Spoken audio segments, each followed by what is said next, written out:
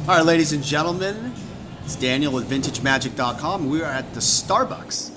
Which Starbucks are we at, buddy? We're at the right The Starbucks. wrong Starbucks. I was at the wrong Starbucks before, and now we're at the right Starbucks. So, guys, we got a celebrity guest here. Seriously. No. Well, basically, I knew some celebrities. He knew celebrities. I was like adjacent, Yes. celebrity adjacent. Ron is a friend of mine. I've known this guy when I first started my business back in the early days of Magic. When I first started, I met like in the 90s. I was like a kid. I had more hair. You were one of the first Mr. Suitcases. I was Mr. Suitcase guy. Yeah. And then Ron was. We just went out and just he had a collection of Beta and Legends, and I remember him. And the other day, his box of cards. I was just sorting cards, and his box with all his writing and all that was on there. I was like, wait, I gotta give this guy a call. That I had sold you like 10 years ago, 15 years ago. Stupid years ago. Yeah, It was a long just, time. It was crazy. So I just thought I'd give him a call, and I mean, randomly, in the attic of, in his bathroom. Kind of. Well, guys, Ron is, obviously you guys can tell he's an ex-Wizards employee, Yep. and this video is going to be more about, Ron was the product development.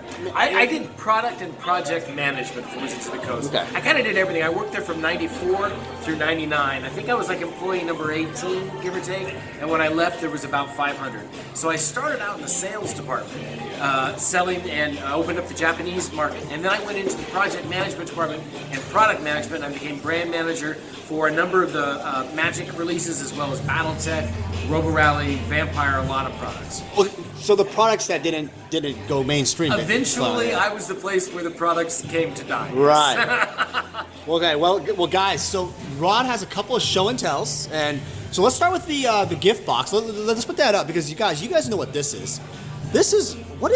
Tell me about this thing that you did. How were you involved? Well, this actually was the very first product that I managed out the door of Wizards of the Coast.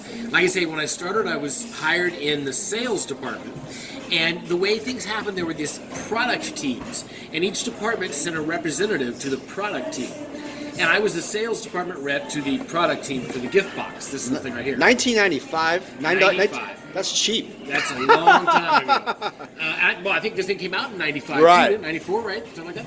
So, at that meeting, we all kind of looked at each other, and nobody knew what the next step was, and there was no organization. And I literally got a piece of paper out and started making a checklist. And a guy named Tom Waterstrand was there. You know Tom? The magic artist, yeah. The magic artist. Tom also was a production guru and one of our inside print guys. And I just said, Tom, what has to happen for us to get this thing to market? And Tom gave me a list of everything that had to happen, and then I went through and made sure those things happened. And that was how I started doing project and product management. And from that, I went on and I did Ice Age, Homelands, Chronicles. Homelands, that was the best set ever. Oh man, that killed. The only thing better than Homelands was Fallen Empires. Oh my God. That's the only one that was. A little sarcasm, ladies and gentlemen. So this was really popular. This was a gift box, the first of its kind. Yep. And so this has two starters, a little dice thing, counters. What was the idea of this thing? The passion behind this thing? The idea behind the gift box was that we had a lot of moms and grandmas and aunts and uncles and dads that wanted to give their kids what they wanted, Magic, right, but had no fucking clue what it was they should buy and do. So we wanted to make a one-item purchase, less than $20, that anybody who didn't know Magic could buy and give to somebody who did know Magic who'd be happy to get it. Got it. The gift box. So this has the the revised starter thing, and that was kind of those unique products back in the day. They were starting after Wizards finally got through Alpha and all that jazz. They wanted to expand, right, to different things. That's right, and we really wanted to get into the mass market. We really wanted to get into the big box stores. Right. We really wanted something that Toys R Us would want to have on their shelves. So we thought this would be it. It wasn't, as it turns out. Oh, it was a success. So was it successful? Do you Well, think? no, it was successful. Okay. It was successful in the hobby market. In the mass market, they wanted something that was smaller, that was clamshell, that was an individual thing that was just for them. We learned over the next number of years what we had to do to get into the mass market, but this, it turns out, wasn't it. What'd you end up developing, do you think, for the what was the mass market thing then? Well, like I say, all those individual clamshell things. Anything Oh, you see right. where there's like one booster pack in a plastic clamshell. And you can visually see, yes. That's what's going to Toys R Us, Walmart, Barnes and Noble. That's what they want. Interesting. And the hobby market wanted, Yeah, more than this bad boy. Yeah. Well, okay. So another thing, guys. We were talking about the collector's edition and the international edition. Ron has some backstory about. Like, what was the theory behind that the square corner set, that whole thing? What was that whole thing? We were all wrestling, this is the Chronicles problem, right? Yeah. How do you serve the need of players to get the cards that they want because they think they're cool, right, while preserving the cachet amongst collectors, right, and preserving your collector's investment? Because your early adopters, your collectors, were really that bow wave that brought the whole market. You didn't want to tick them off and jerk the rug out of them, but you had to keep feeding the players. And so a lot of these special editions and Chronicles and things like that were attempts to walk that fine line and preserve the value for the collectors while bringing cards about for people to see and play with. So this was called the Reserve List that came out, and nowadays Magic, there's a list of cards like Black Lotus, all those, they will never reprint. The collector's edition set was kind of that last hurrah, and Chronicles kind of started that whole thing. Like, Wizards finally said, you know what, we're not going to do it because the collectors got upset. So back in that day, tell us that back in that day, That was a big fight. Huge fight, wasn't it? Huge fight. Chronicles was actually where the gift box was the first product that I managed out the door. Chronicles was the first product that was mine from the genesis to release. In fact, if you look at the packaging of Chronicles, imagine that globe that says Chronicles around it. Right. The three biggest letters are R-O-N. Oh my God! And that's on purpose. Roger Code, the Magic director who did that. When he did that design, he came up and he Is that on the box? Yeah. Okay. I'm gonna have to pull a Chronicles box pull and just. Chronicles or pull the booster pack. Yes. And you look, it's got the glow R-O-N with the Chronicles around it. Okay. Now that I've said it, every time you look at everybody, you guys, I know you guys love Chronicles, so just go out there and check out that pack. That's awesome, man. Yeah. But that was a big fight because everybody was worried that we were going to destroy the market. We were going to kill the collectors. Now it didn't work out that way. Obviously. Right. But people were really worried, and in fact, that product was almost strangled in its grave. It almost did not make it out the door because the Superior Management was this close to just say no. And the process that it went through to be created was eliminated after that. Oh, wow. That was no more the product development process. Oh my God. And talking about like cool rarities and things that don't go through. Show us that little Texlix mountain. What the hell is that thing? To the best of my knowledge, and I'm not going to represent myself as an expert on this, because I was never the geek that everybody else is, and I don't remember this. I stopped working at Wizards in like '99. But to the best of my knowledge, these were a simple screw up. This was just a misprint. And then the back is a completely it's a little bit faded out, and it's completely messed up. Yeah. Wow. And it was so back in the day, like collectors and stuff, you guys made some mistakes.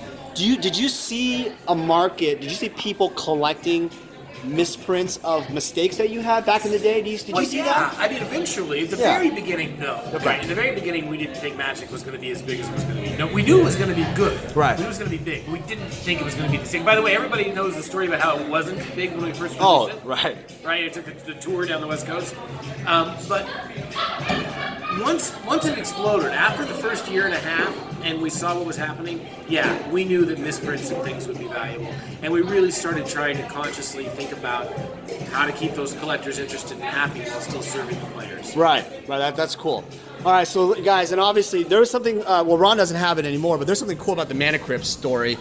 This came in a 60-pack, correct? That's originally. Right. These are the book promo.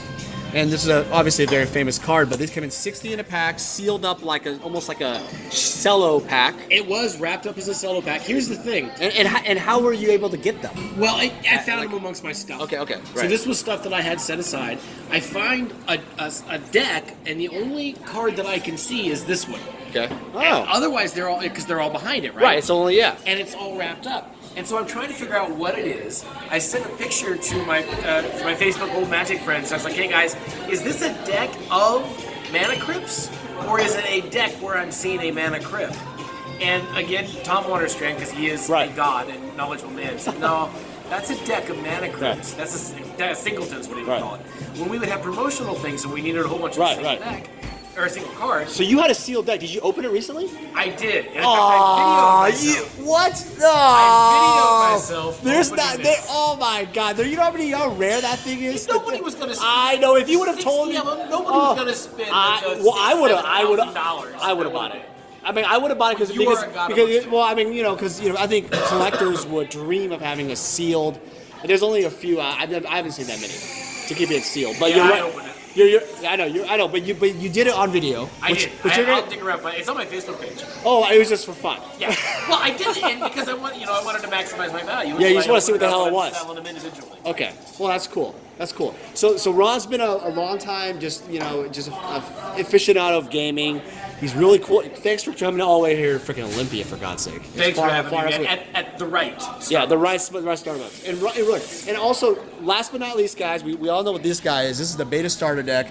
Ron, tell us back in the day, any interesting stories of beta and the old cars? Do you think there's any interesting stories of trading for a Black Lotus for nothing back in the day? Any interesting stuff? My favorite stories of back in the day in alphas and betas are all the IRONMAN Magic stories that I'm sure you guys have all heard and know about.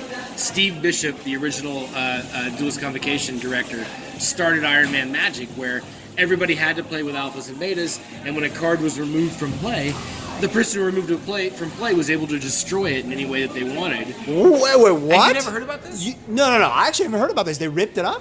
Okay. Briefly. What exactly is this? So this is called IRONMAN Magic. Okay. All right. And again, Steve Bishop, the original director of the Duelist, of the DCI, created this. And there was a movement in Wizards. There were a number of people who were really kind of put out.